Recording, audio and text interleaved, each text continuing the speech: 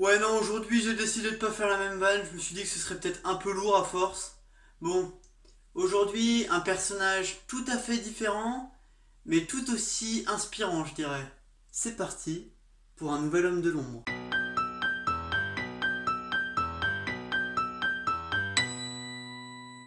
Aujourd'hui, je vous parle de Nicholas Winton, ou plutôt Sir Nicholas Winton. Donc un noble, vous vous en doutez. Vous avez peut-être déjà entendu ce nom quelque part, parce qu'il a quand même fait quelque chose d'assez incroyable, qui fait qu'on l'a entendu un petit peu dans les médias, mais pour moi pas à sa juste valeur. Nicholas Winton naît le 19 mai 1909 à Hampstead, un quartier huppé de Londres. Il naît de deux parents juifs allemands. En réalité, il ne naît pas Winton mais Wertheim. Effectivement, ses parents sont allemands installés à Londres depuis quelques années, et pour un souci d'intégration, ils vont décider de changer leur nom de Wertheim en Winton.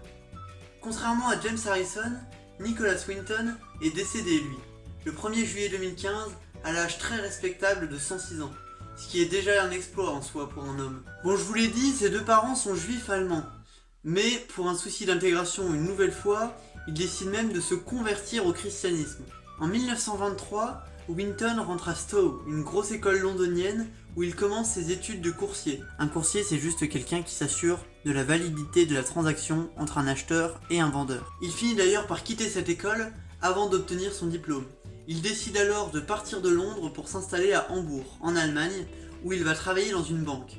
Quelques années plus tard, il déménage à Berlin pour travailler dans une autre banque un peu plus importante. En 1931, il déménage une nouvelle fois en France, où cette fois il va travailler pour la Banque nationale de Paris.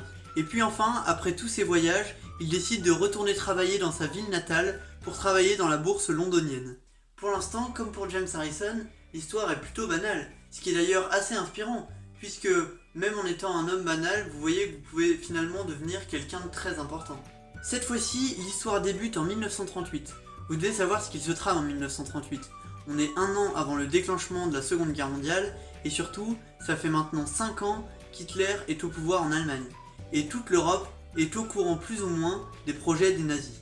À la fin de cette fameuse année 1938, avec un ami travaillant dans une association pour aider les juifs, Winton entreprend un voyage à Prague pour aller visiter des camps de réfugiés juifs. Il faut savoir qu'à cette époque, le gouvernement britannique venait depuis peu d'approuver un décret autorisant les jeunes juifs à venir s'installer en Grande-Bretagne à la seule condition qu'ils trouvent un lieu d'accueil. Comme pour James Harrison, c'est le moment déclencheur de l'exploit de Winton.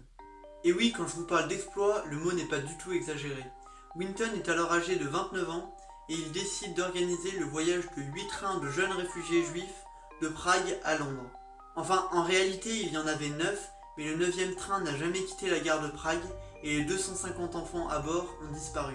Ce geste est complètement dingue, n'est-ce pas? Il semble incroyable, héroïque même.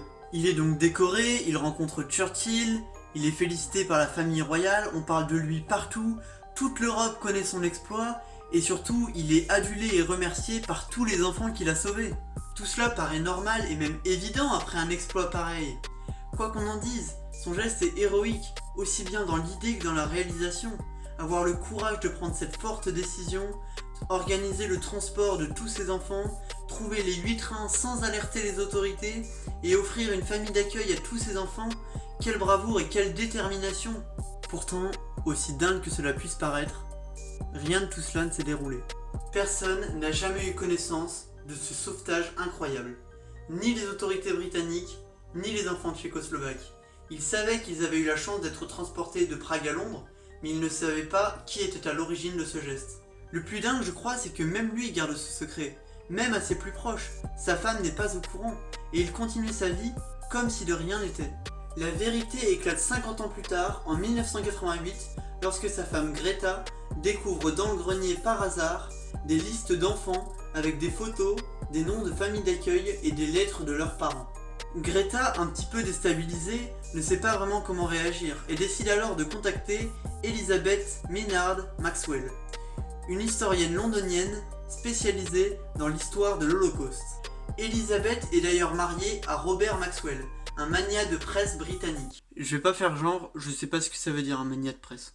Mais j'ai fait des recherches et du coup je sais que c'est juste quelqu'un qui possèdent des journaux.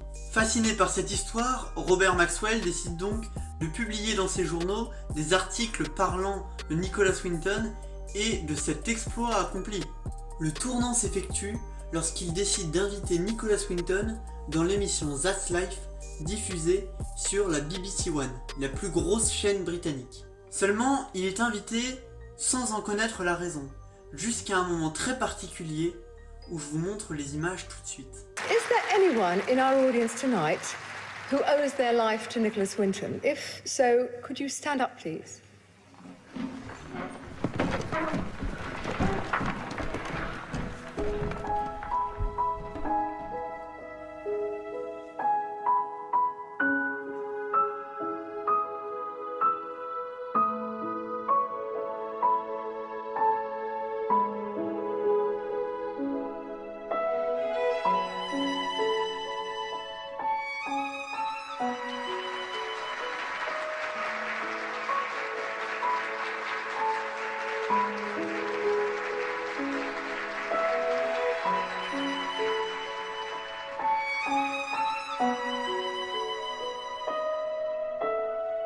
Vous voyez tous ces gens qui se lèvent et l'applaudissent. C'est mérité après le geste qu'il a fait. Mais le plus dingue et sûrement le plus émouvant, c'est que tous ces gens qui se lèvent sont en fait des enfants tchécoslovaques qu'il a sauvés. Rendez-vous compte de la beauté de ce moment et imaginez l'émotion sur le plateau à ce moment-là. Pour lui comme pour eux, tous ces enfants rencontraient enfin leur sauveur. Il faut savoir que pour tous ces enfants, 90% de leurs parents étaient décédés dans la Shoah. Et même pour lui, il revoyait enfin tous les enfants qui lui devaient la vie. Et oui, parce que ces 8 trains transportaient 669 enfants juifs. Ce qui paraît abyssal comme chiffre. Mais surtout, les historiens estiment qu'actuellement, les descendants de ces enfants s'élèvent à 5000. Répartis un peu partout sur la surface du globe, au Canada, en Grande-Bretagne, en Israël ou en Allemagne. Après ces 50 années d'anonymat le plus total, on lui rend enfin l'hommage qu'il mérite. Enfin, anonymat, j'exagère un petit peu, parce qu'en fait, il a déjà été élevé auparavant au rang de membre de l'ordre de l'Empire britannique. Il avait en fait créé Abbey Fields, un concept de résidence pour personnes âgées, pour lequel il avait été décoré. Vous voyez donc là qu'il ne s'est pas arrêté à un seul geste d'humanité.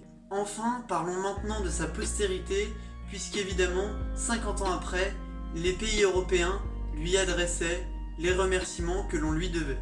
En 2002, il est anobli et fait chevalier par la reine d'Angleterre pour service rendu à l'humanité. Rien que ça. En 2009, il organise un nouveau train Prague-Londres où les enfants qu'il avait sauvés arrivent à Londres et le rencontrent cette fois-ci. En 2010, il est déclaré héros britannique de l'Holocauste. Et enfin, à côté de tout ça, il reste remercié et adulé par les gouvernements tchèques, slovaques et israéliens. Quel parcours incroyable que celui de Nicholas Winton finalement. Un simple étudiant destiné à devenir coursier qui devient un héros de l'Holocauste. Je pense qu'on devrait tous s'en inspirer, pas forcément pour devenir un héros pour l'humanité, mais simplement pour se dire qu'un homme banal peut toujours faire de sa vie quelque chose d'incroyable. Je pense que vous l'avez compris, c'est un des messages importants de ma chaîne, et je pense que cet homme-là l'illustre parfaitement. Donc voilà, j'espère que cette histoire vous aura plu, et on se retrouve bientôt pour un nouvel homme de l'ombre.